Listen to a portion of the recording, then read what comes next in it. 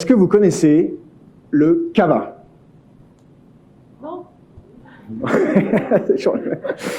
Non, personne? Non, oui? Il y a du oui? Il y a deux oui. Bon, alors pour ceux qui ne connaissent pas, à l'ouest du Pacifique se trouve l'île du Vanuatu. C'est un pays anciennement appelé Nouvelles Hébrides.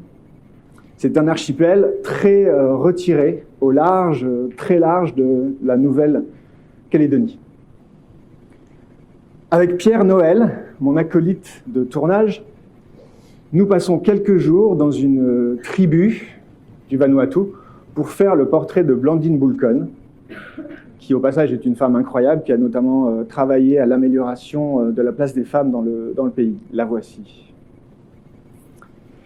Eh bien, le soir, quand on vit dans ce village, Nivat, c'est-à-dire du Vanuatu, Nivat, du Vanuatu, on boit le kava. Le kava, c'est quoi? Le kava, c'est une plante endémique du Vanuatu, de Wallis et Futuna et des Fidji. Et on en fait, le kava, on en fait une boisson que l'on prépare en groupe. Alors, comment ça se prépare? L'idée est de mâcher une racine de kava jusqu'à en faire une bouillie dans sa bouche, puis de cracher cette bouillie dans une sorte de pot commun où elle est filtrée par un tissu. Et on boit ensuite ce mélange. Voilà, donc c'est une boisson totale Covid, absolument Covid. C'est merveilleux. Alors il faut quand même imaginer la scène. Alors je vous mets dans le noir pour ça, parce que je pense que c'est mieux.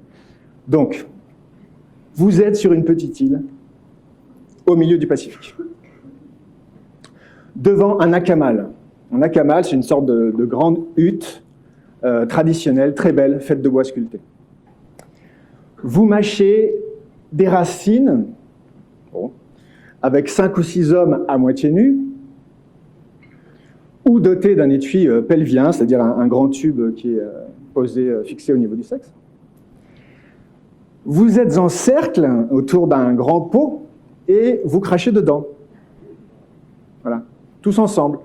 Des morceaux de, mais c'est très sympathique, des morceaux de bouillie couleur sable. Voilà. Et tout ça en n'ayant pas la moindre idée de l'effet que ce fichu kava va bien pouvoir avoir sur votre conscience. Voilà. C'est ça la petite clé. Alors, la situation était assurément sympathique. Tous mes voisins cracheurs étant parfaitement gentils avec moi. Et puis, ça se déroule sur une île, sable et cocotiers au milieu du Pacifique, c'était donc exotique. Et en même temps, la situation était totalement inquiétante, sachant que personne ne m'a expliqué les effets éventuels de ce kava, et affreusement dérangeante pour mes certitudes, car je vous avoue qu'en général, il m'est assez rare de cracher en groupe. Ça m'arrive, mais c'est très rare.